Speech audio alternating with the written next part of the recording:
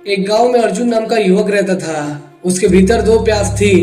एक प्यास थी तुरंत सुख पाने की, दूसरी प्यास थी महान बनने की, अपने जीवन को ऊंचा उठाने की। जब भी वो कुएं पर जाता, उसके सामने दो घड़ा रखा हुआ रहता था।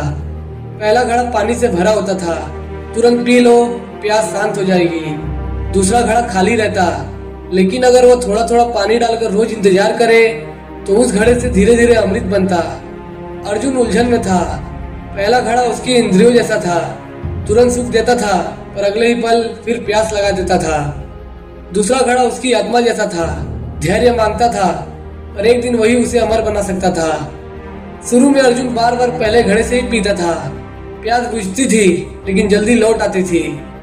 एक दिन उसने सोचा, अगर मैं हमेशा पहले घड़े से ही पीऊंगा तो पूरी जिंदगी प्यासा ही रह जाऊंगा, लेकिन अगर मैं धैर्य रखूं और दूसरे घड़े में पानी भरता रहूं तो एक दिन अमृत पाऊंगा।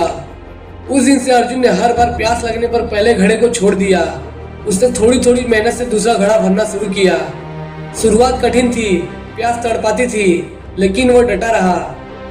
धीरे धीरे उसका मन बदलने लगा और एक दिन सचमुच दूसरे घड़े से अमृत निकला। अब उसकी प्यास हमेशा के लिए शांत हो गई।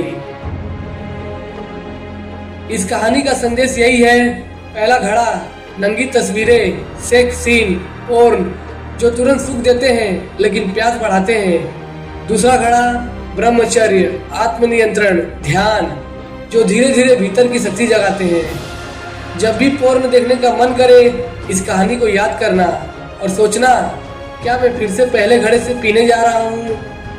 अगर तुम धैर्य रखोगे, थोड़ा थोड़ा करके दूसरे घड़े को भरते रहोगे तो तुम्हारे भीतर से वही अमृत निकलेगा जो लाखों में किसी एक को मिलता है।